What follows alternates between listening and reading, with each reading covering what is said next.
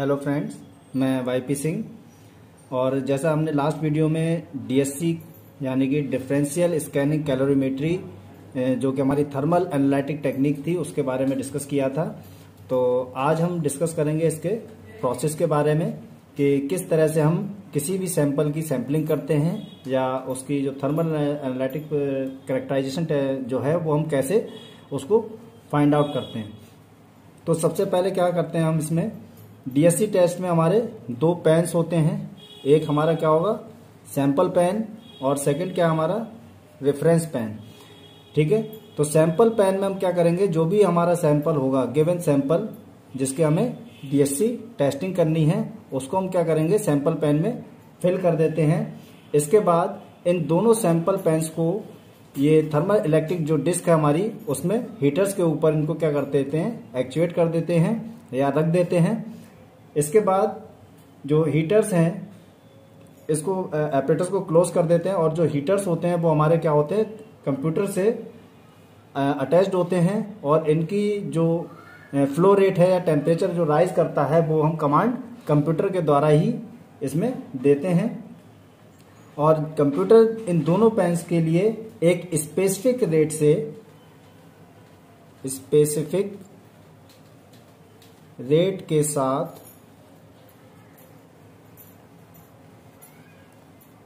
दोनों पेन्स को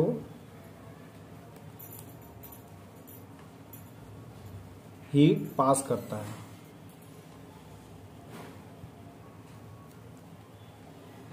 और ये जो हीट रेट जो इसमें पास की जाती है वो हमारी कितनी होती है, लगभग 10 degree centigrade per minute specific rate से हीट पास की जाती है। ठीक है, जैसे जैसे हमारा टेम्परेचर क्या है इंक्रीज होता जाता है तो जो सैंपल पेन में जो हमारा सैंपल रखा हुआ है उसके बिहेवियर में चेंजमेंट होता है। और इस चेंजमेंट को हम क्या करते हैं सेंसर जो हमारे इसमें लगे होते हैं उन सेंसर से हम क्या करते हैं उस डाटा को कलेक्ट करते हैं और ये डाटा जो है कंप्यूटर पर पास कर दिया जाता है। और कंप्यूटर क्या करता है इस डाटा को एक ग्राफ के रूप में इसे डाटा को क्या करेगा प्लॉट करता है।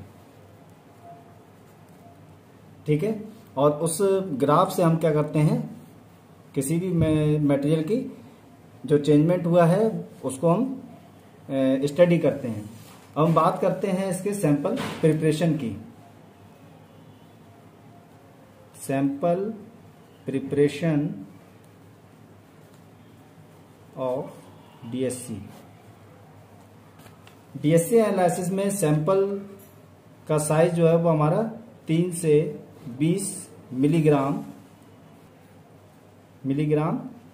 वेट के बीच लिया जाता है। ठीक है, और गुड थर्मल कांटेक्ट को इंश्योर करने के लिए हम क्या करते हैं जो सैंपल मटेरियल है उसको पेन के बॉटम तक कंप्लीटली क्या करते हैं कवर करते हैं, जिससे कि जो सैंपल है उसका सही से हम मेजरमेंट कर सकें या उसके रिजल्ट में वेरिएशन ना आए। अगर हम इसको पूरी तरह से कंप्लीटली फिल नहीं करेंगे, इसको कवर नहीं करेंगे तो क्या होगा जो रिजल्ट होगा हमारा उसमें रिजल्ट में वेरिएशन आ सकते हैं या फिर हमारा जो टेस्टिंग है वो फेल हो सकती है, एक्यूरेसी नहीं आएगी उसमें। और सैंपल पेन पर सैंपल मटेरियल का ओवरफ्लो भी हमें नहीं करना चाहिए, क्योंकि अगर ओवरफ्लो हो जाएगा सैंपल पेन से तो मटेरियल क्या होगा हीट होने के बाद में फ्लो करके जो सेंसर्स लगे हैं उन सेंसर्स को क्या करेगा डैमेज कर सकता है, या हम कह सकते हैं कि थर्मल लैग को मैक्सिमम कर देगा और जिस वजह से हमारे वेरिएशंस आ सकते हैं या पूरी तरह से डाटा हम कलेक्ट नहीं कर सकते हैं। इसीलिए हमेशा जो है इसको ओवरफ्लो नहीं करना है और जो थर्मल लैग वो हमारा क्या रहे हमेशा मिनिमम होना चाहिए। डीएससी टेस्ट में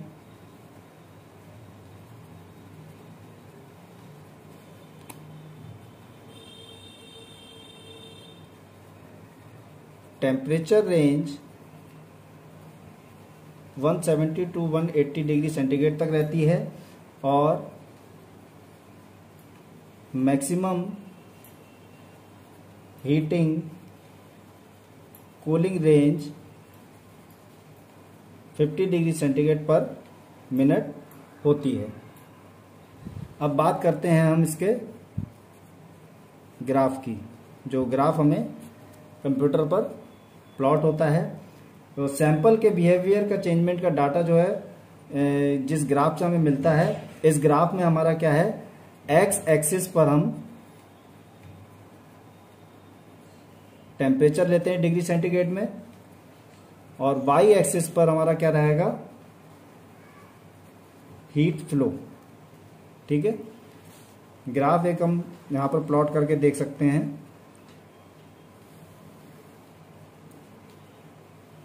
-40, -38, -34, -30, 0, 30, 34, 38, 40। इस तरह से एक्स एक्सिस पर हमारा क्या होगा, टेम्परेचर, और वाई एक्सिस पे हमारा क्या रहेगा, हीट फ्लो। 0.5, 0, 0.5, 1, 1.5। ठीक है, अब जैसे मान लीजिए यहां पर हमने 2 सैंपल लिए हैं, तो पहले सैंपल में हमारा क्या है, ये एक पीक बनेगी फॉर सैंपल 1।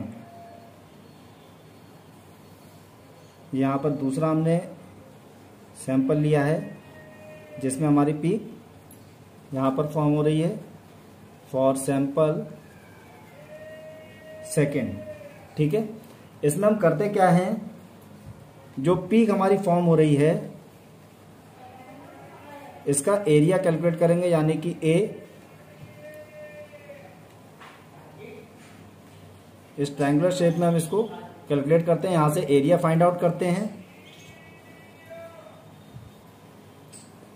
दोनों में इसका एरिया हम निकाल लेंगे 8.470 और यहां से 1.205 ये मान लीजिए।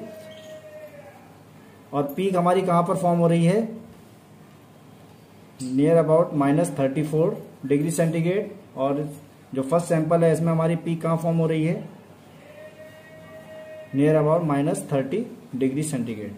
ठीक है, इसके बाद हम क्या करते हैं, यहां से डेल्टा एच इक्वल टू के ए, इसमें हमारा डेल्टा एच जो है वो क्या है, एंथैल्पी ऑफ ट्रांजिशन।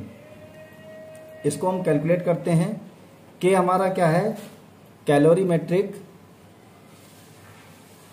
कांस्टेंट होता है, और ए जो है वो area under the curve oblique P, जो यहां से हम कैलकुलेट करते हैं। और इसके बाद यहां से हम डेल्टा एच को फाइंड आउट करते हैं और उसके बेस पर हम जो सैंपल है उसकी स्टडी करते हैं कि सैंपल में कितना फ्यूजन या उसका जो टेम्परेचर हमने इंक्रीज किया है उसमें क्या क्या चेंजमेंट हो रहे हैं, ये हम फाइंड आउट करते हैं।